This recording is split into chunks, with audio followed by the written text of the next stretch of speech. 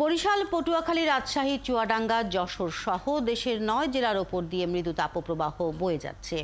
এতে আবারও অসহনীয় হয়ে উঠেছে জনজীবন। এর মধ্যে ঢাকা, খুলনা, চট্টগ্রাম ও সিলেট বিভাগের কিছু জায়গায় ঝোড়ো হাওয়া সহ বৃষ্টির সম্ভাবনা রয়েছে। সহকর্মীদের পাঠানো তথ্য ছবিতে প্রতিবেদন। হিট অ্যালার্ট উঠে গেলেও গরম কমছে না বরিশালে। আবহাওয়া অধিদপ্তর থেকে জানিয়েছে, সকাল 10টায় তাপমাত্রা 33 ডিগ্রি সেলসিয়াস থাকলেও বাতাসের আর্দ্রতা থাকায় ভ্যাপসা গরম বেড়েছে। মেঘলা মেঘলা গরম আছে, হালকা পাতলা, আবার দুই একটা ফোঁটা বৃষ্টিও পড়ছে। কমিয়ে বরং আরো বাড়তেছে। আবহাওয়া কিন্তু ঠান্ডা, কিন্তু গরম খুব প্রচুর গরম। এদিকে চুয়াডাঙ্গার ওপর দিয়ে মৃদু থেকে মাঝারি তাপপ্রবাহ বয়ে যাচ্ছে। বাতাসে জলীয় বাষ্পের পরিমাণ বাড়ায় ভ্যাপসা গরম অনুভূত হচ্ছে। গরমে নাকাল সাধারণ শ্রমজীবীরা। গরিব মানুষ খাইতে হবে, গরম পড়ছে, পাচ্ছি আমরা গরম, হাতুর গরম, বস্তি সবই গরম।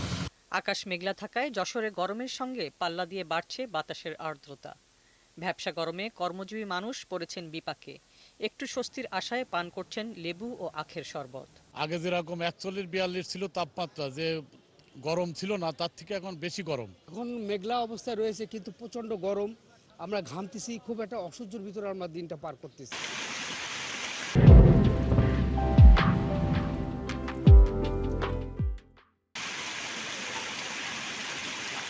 এদিকে অসহনীয় গরমের মধ্যেই পটুয়াখালীর রাঙাবালিতে শনিবার এক পশলা বৃষ্টি জনজীবনে কিছুটা স্বস্তি এনে দেয়। কিন্তু সকাল থেকে আবারও তাপপ্রবাহ শুরু হয়েছে। এতে বিপাকে পড়েছেন কৃষক সহ শ্রমজীবী মানুষ। তাপমাত্রা কিছুটা কমে এলেও ভ্যাপসা গরম অনুভূত হচ্ছে রাজশাহী সহ উত্তরাঞ্চলের বিভিন্ন এলাকায়। দিনের সর্বোচ্চ তাপমাত্রা ওঠানামা করছে 36 ডিগ্রির আশেপাশে। গরমের কারণে বাসা থেকে বের হওয়া যাচ্ছে না, কিন্তু কাজের তাগিদে গা হাত পুড়ে গেছে গরমে। এখন কাজের জন্য বেরোতে হয়েছে। মাঝে মাঝে আকাশে মেঘের দেখা পাওয়া গেলেও বৃষ্টির আভাস নেই। এমন গুমোট পরিস্থিতিতে ব্যাহত হচ্ছে জনজীবন। হাসিবা আলী বর্ণা, ৭১। আবহাওয়া খবর জানবো আমরা। আমাদের সাথে এখন যশোর থেকে সহকর্মী SM ফরহাদ ও নাটোর থেকে বুলবুল আহমেদ যোগ দিচ্ছেন। আমরা প্রথমেই জানবো যশোরের খবর। ফরহাদ, যশোরে এখন আবহাওয়া কেমন দেখছেন? আজ সকালে গরম কমলো কিনা, বৃষ্টি হলো কিনা, এবং গেল কয়েকদিনের গরমে চাষাবাদ এবং গবাদি পশু লালন পালনে প্রভাব পড়েছে নিশ্চয়ই। কেমন প্রভাব পড়েছে তাও জানতে চাই।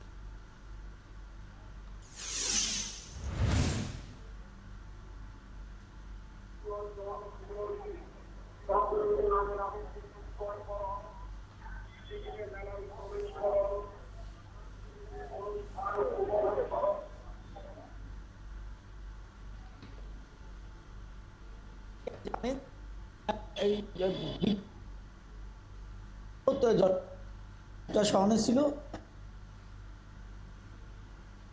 তাপমাত্রা কিছুটা বৃদ্ধি পাইছে, অর্থাৎ যে তাপমাত্রা বৃদ্ধির সাথে সাথে কিন্তু আর্দ্রতা, সেই আর্দ্রতা কিন্তু অনেক বেশি। এই কারণে কিন্তু গরম অনুভূতিটা বেশি হচ্ছে। আমি সকালেও কথা বলেছি আবহাওয়া অফিসের সাথে। আবহাওয়া অফিস যেটা জানিয়েছেন যে গতকালকে যশোরের তাপমাত্রা ছিল 37.8 ডিগ্রি সেলসিয়াস। তবে বাতাসের আর্দ্রতা ছিল অনেক বেশি, অর্থাৎ 53% উপরে বাতাসের আর্দ্রতা। এই কারণে কিন্তু গরমের অনুভূতি অনেকটাই বেশি। আজ সকালবেলা আমরা দেখেছি যশোরের যে আকাশে কিন্তু আমরা মেঘ ছিল, কিন্তু এখন এই মুহূর্তে আসলে মেঘ সরে গেছে। যার কারণে আসলে গরমের আস্তে আস্তে গরমের যে তীব্রতা সেটা কিন্তু বাড়তে শুরু করেছে। অর্থাৎ সকাল 8:30 নাগাদ যশোরের তাপমাত্রা ছিল 30.2 ডিগ্রি সেলসিয়াস। বেলা বাড়ার সাথে সাথে কিন্তু এই তাপমাত্রা বাড়ছে। আর আপনি যেমনটি বলছিলেন যে তীব্র এই যে গরম, এই গরমে কিন্তু আমরা দেখেছি যে বিশেষ করে হসপিটালগুলোতে গরম জনিত যে রোগ, সেই রোগীর সংখ্যা কিন্তু বাড়ছে। বিশেষ করে সবচেয়ে বেশি হসপিটালে ভর্তি হচ্ছেন শিশুরা। ঠান্ডা এবং জ্বরের আক্রান্ত হয়ে বেশি হসপিটালে ভর্তি আছেন। পাশাপাশি যারা বয়স্ক আছেন তারাও ভর্তি আছেন, এবং যারা বিশেষ করে শ্বাসকষ্ট আছেন তারা ভর্তি হচ্ছেন। আপনি যেমনটি বলছিলেন, আপনি জানেন যে যশোরের যে রেণুপোনা আছে, এই রেণুপোনা কিন্তু একটা বড় বাজার রয়েছে যশোরে। এখান থেকে বাংলাদেশে প্রায় 60 ভাগ রেণুপোনা সারা বাংলাদেশে এটা পলিপ্যাকে অক্সিজেনের মাধ্যমে এটা সারা বাংলাদেশে পাঠানো হয়। তো এই যে তাপদাহ বাড়ার সাথে সাথে কিন্তু এখানে আমরা দেখেছি যে মাছ অক্সিজেনের স্বল্পতার কারণে মাছ কিন্তু মারা যেতে দেখেছি এবং কিন্তু ব্যবসায়ীরা এখানে ক্ষতির সম্মুখীন হচ্ছেন। তো এর পাশাপাশি আপনি জানেন যে এই যে তাপদাহের কারণে যে পানি আমরা দেখেছি পৌরসভার অনেক কলগুলো পানি কলগুলোতে কিন্তু পানি উঠছে না, পানির স্বল্পতা কিন্তু দেখা দিয়েছে। এর পাশাপাশি আপনি জানেন যে যশোরের যে সবজি উৎপাদন মাঝে কিছুটা ব্যাঘাত ঘটেছিল, অর্থাৎ সবজি চাষের জন্য যে পরিমাণ পানি প্রয়োজন তাপের কারণে গাছগুলো অনেক শুকিয়ে যাওয়ার কারণে কিন্তু যে পরিমাণ পানি প্রয়োজন সে পানির সরবরাহটা কিছুটা কমছিল। এই কারণে সবজি উৎপাদনেও ব্যাহত হচ্ছে। থাকবেন সাথেই আমরা জানবো এবার নাটোরের খবর। বুলবুল, বৃহত্তর রাজশাহী জেলার নাটোরে এখন গরম কেমন জানতে চাচ্ছি, এবং তাপপ্রবাহের কারণে আম চাষ সহ কৃষকের কোন ধরনের ক্ষয়ক্ষতিগুলোর কথা বেশি বলছেন তারা?